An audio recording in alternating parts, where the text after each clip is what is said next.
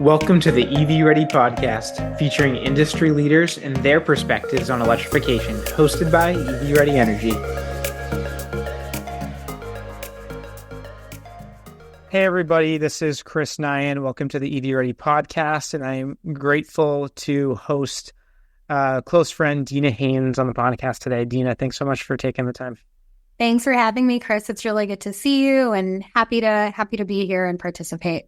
It's been too long, and just for all the listeners, Deana and I went on a fun journey together in our careers, trying to build strategy for larger verticals at the previous company that we worked with, and so we always held in common that discussion around like how do you grow and scale in this industry the EV charging industry that's the wild west right now.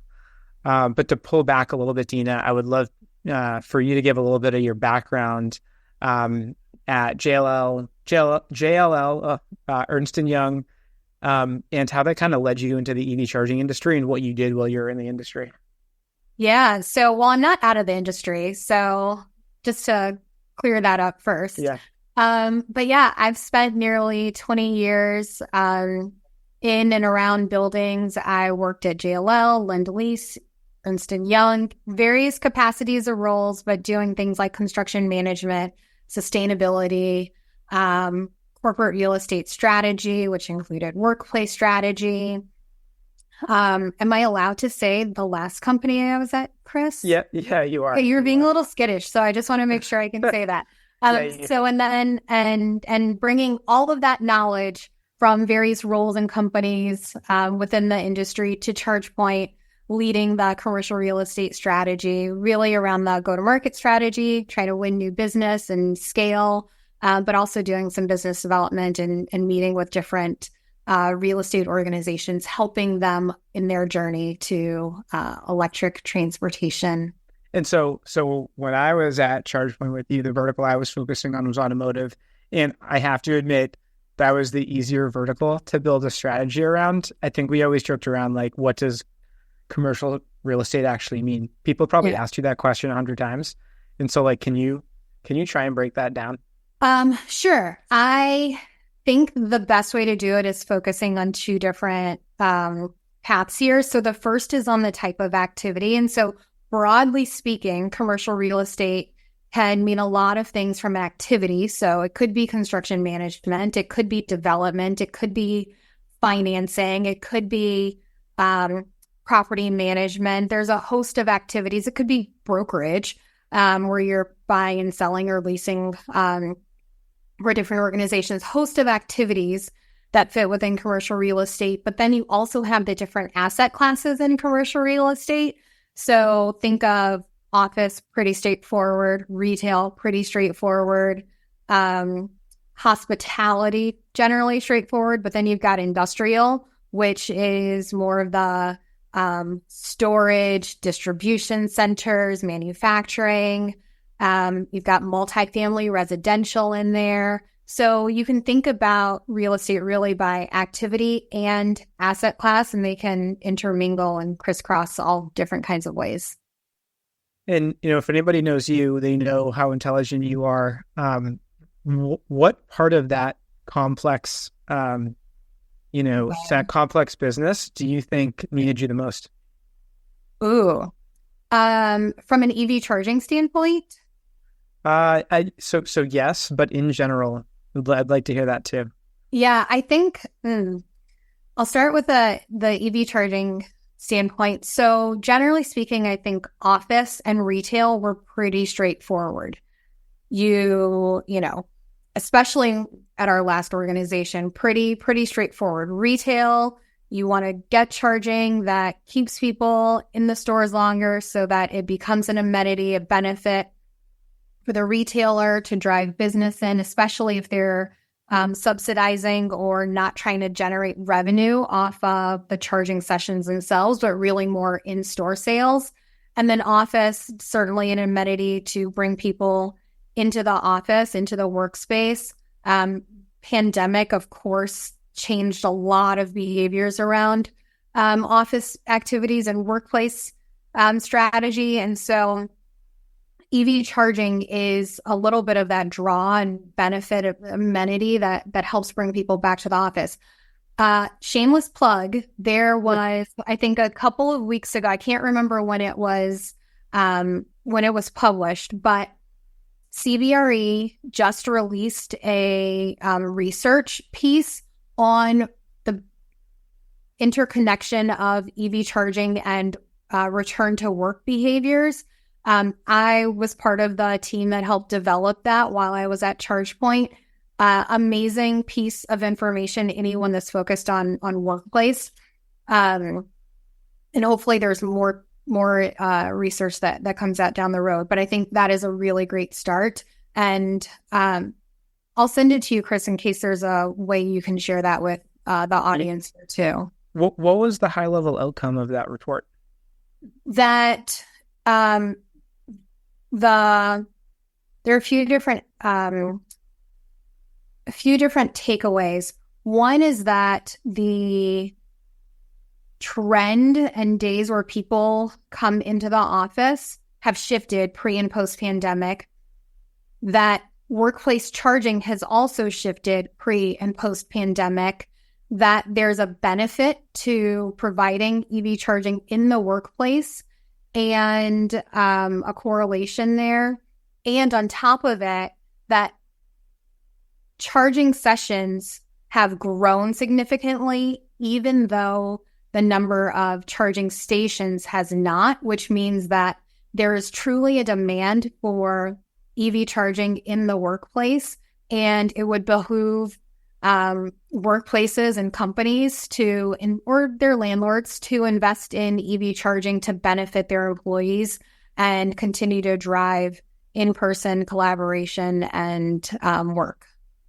It was interesting. So my family just came back from Disney World, and on the flight back, completely coincidentally, the business school that I went to college to, they were sitting next to us on the plane. Yeah. And obviously, being like the younger generation, they were very, very pro EV. But I asked them, I was like, do you want to work completely at home? Do you want to work completely in the office? Or do you want some type of like hybrid experience? And they want to go back to the office with some type of a hybrid experience. So I can totally see in the future where, obviously I believe this, but like, it's good to hear like the supporting data that people wanted to.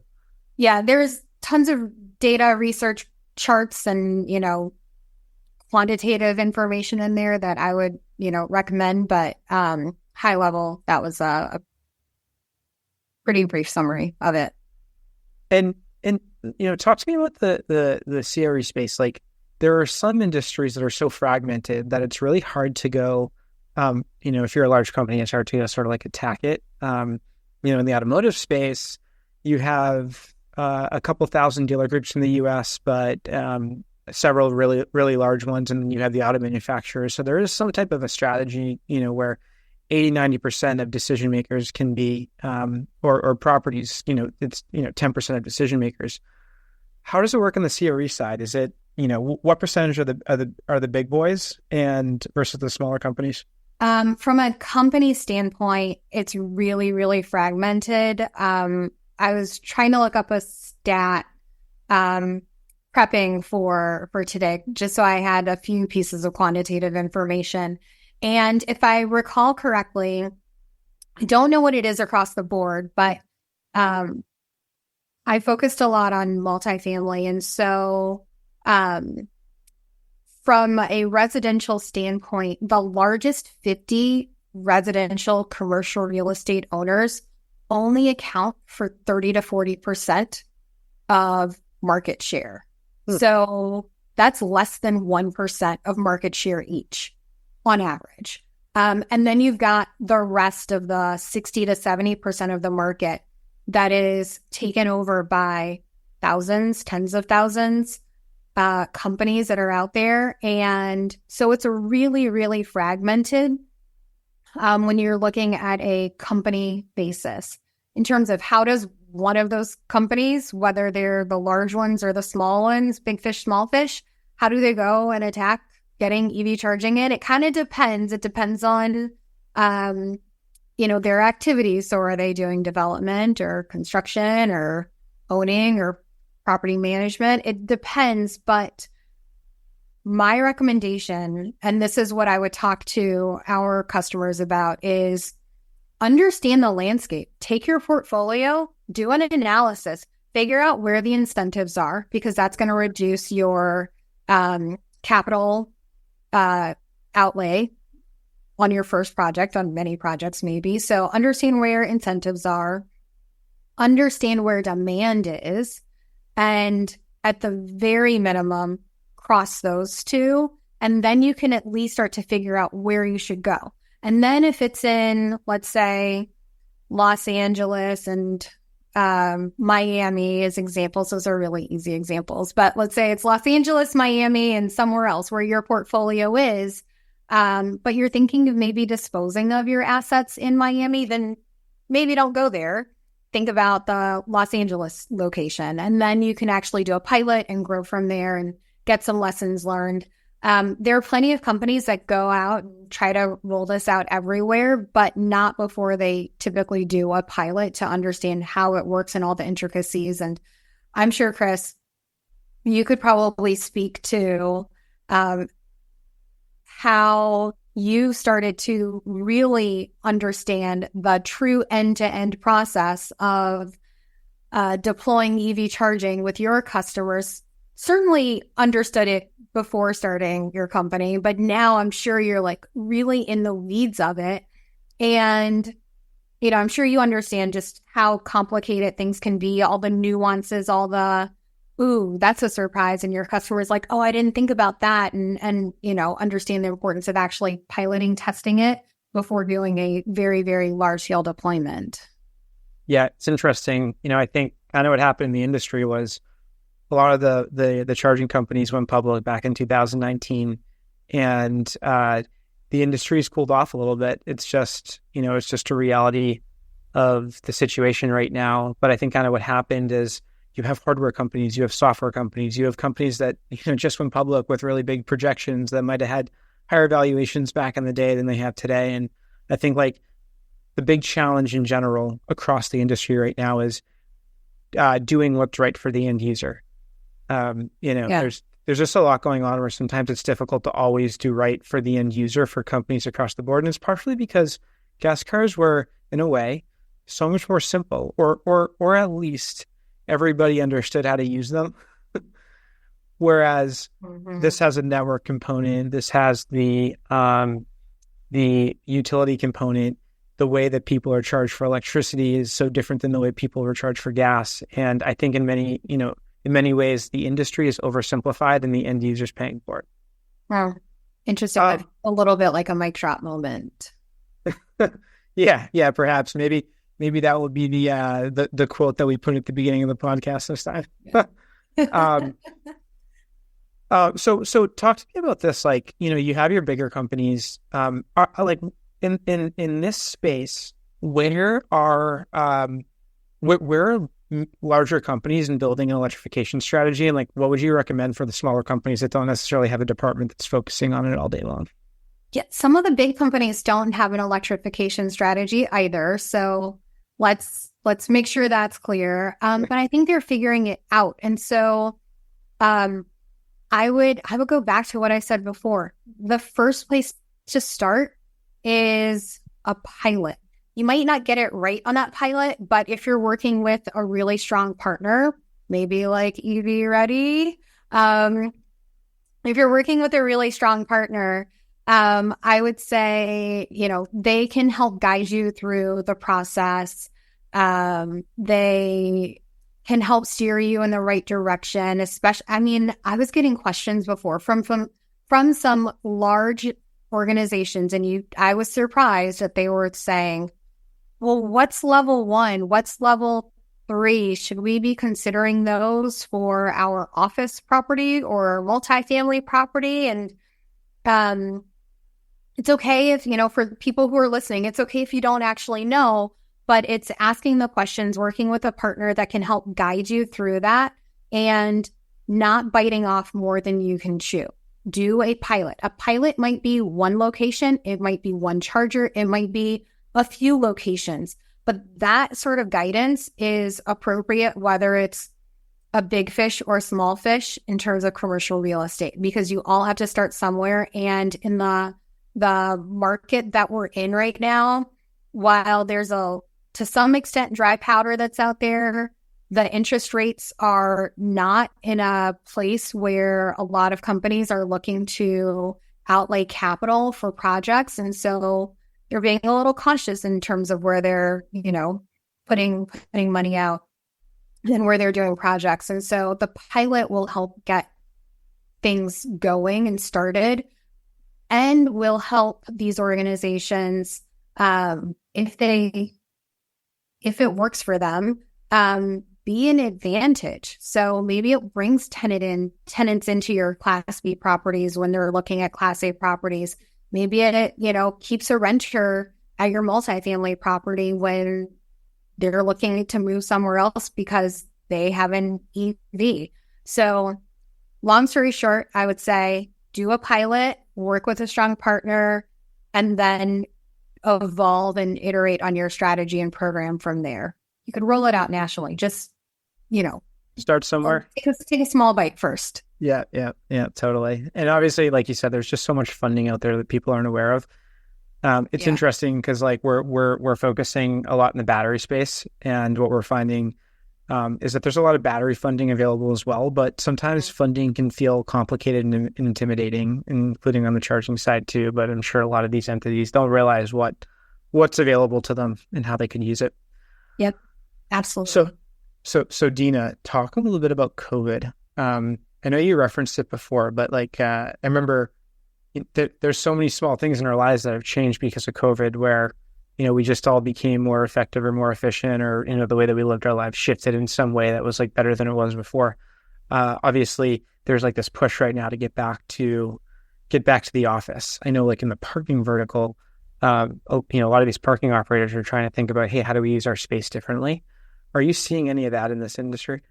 How the pandemic has changed things? Certainly. So, from an office standpoint, there's this almost this I want to call it a battle. That sounds too aggressive, but this line between employees and employers in terms of coming back to the office. And yes, there's some people who are, Gen Z who want to spend some time in the office, but not every day in the office. And then you look at millennials, and maybe they might be in the same boat where they might want to spend some time in the office, or maybe they want to be fully remote. Then you look at baby boomers, and they want to 100% work in the office or mostly work in the office. And so in this world where we have experienced a pandemic, we've got multiple generations working in an office who have different needs, different goals, different experiences, and different comfort zones. It's really challenging. And then on top of that, you layer the different industries. And so tech companies are typically a little more progressive. They might also be in more progressive locations as well, broadly speaking. Then you've got financial services who, aren't as progressive as tech companies. And then they have different models in the way that they want to work. And so you've got these multiple layers that are changing the way multiple layers that are changing the way people use buildings and use workspaces. But then they also have different behaviors and, again, different needs. So there's no one right answer. I gave workplace as an example, but it can really fluctuate depending on the person, the company, the location, and what is being experienced after COVID, and if that might be suitable or not for their actual needs. This isn't an EV question. This is actually just a general CRE business model question, I guess. I think back in the day, probably people either owned their space or they leased their space. But I think there's this model that is starting where there are these subscription memberships for office space. Mm-hmm. What is that, and where is that going? Oh man. So that's not an area that I've truly focused on a lot. We have seen some ups and downs for sure in that area. Some companies who've been successful, some who haven't, some who've been around for many, many years, decades before it was even like a exciting part of the real estate business. I think there's always going to be, and I say always, and now I'm regretting that, but I think that generally speaking, there will be a need for flexible workspaces or just flexible spaces in general where there's a temporary need, a short-term need. So there might be a short-term need for office space. There might be a short-term need from a residential standpoint.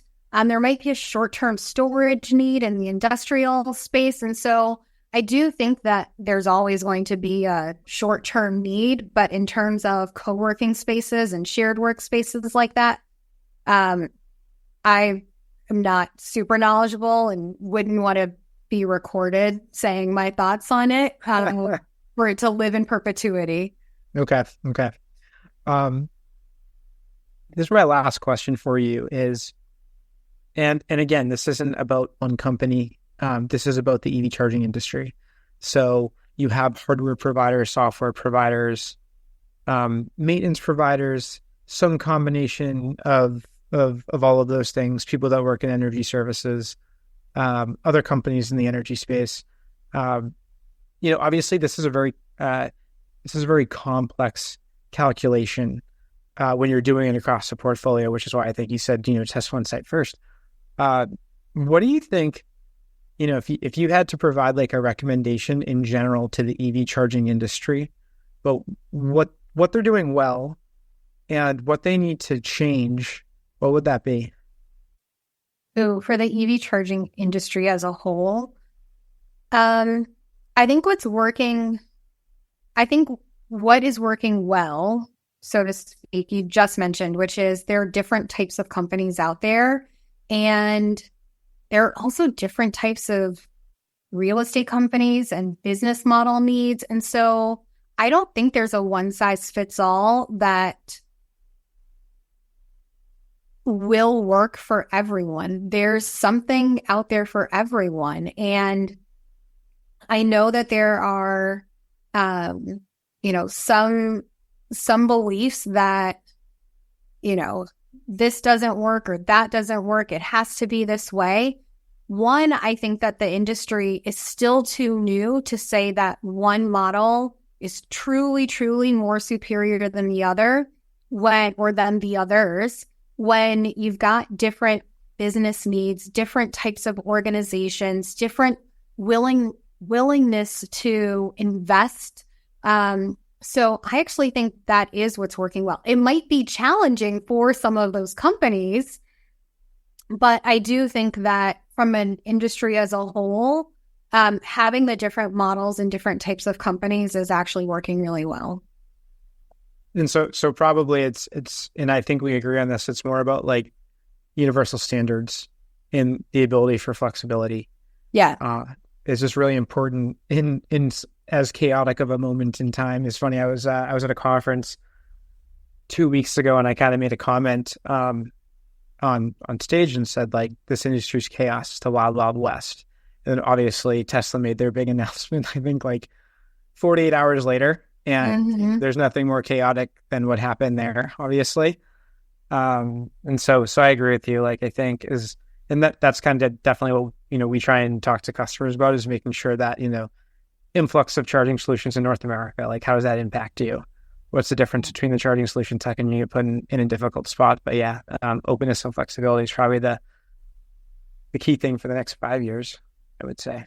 Yeah, I do. I will say that one thing that I also think is going really well, since you mentioned Tesla, I do think that standardization to a certain extent around charging is one of the best things that, has probably happened in a long time in this space, because it does provide that flexibility and it provides I'll say some extent, a more consistent experience for the driver and the end user. And so when you can make it easy for them and you make it easy for the site hosts, the properties, companies that actually have EV charging installed, it's actually going to continue to drive more adoption of electric vehicles, which, really is better for the environment, better, for people, certainly cleaner air, healthier communities,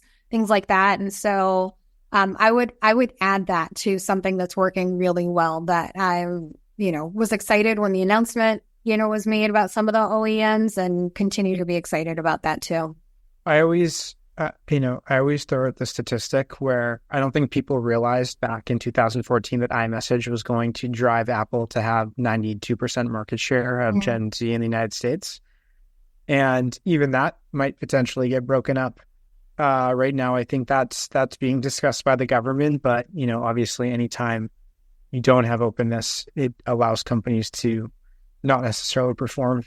And it probably is not, the best circumstance that, these compliance standards exist so that, every company has to do everything they can to continue winning the market share that they have. Yep. Awesome. Was there truly the last question, Chris? That is. Okay. That was the last one. Thanks so much for taking the time. I appreciate it. Yeah, thanks for having me. Really great chatting with you. Definitely let's, maybe do this again, or offline, continue to touch base too. Yeah, for sure. We'll do both. Perfect. All right. Thank you.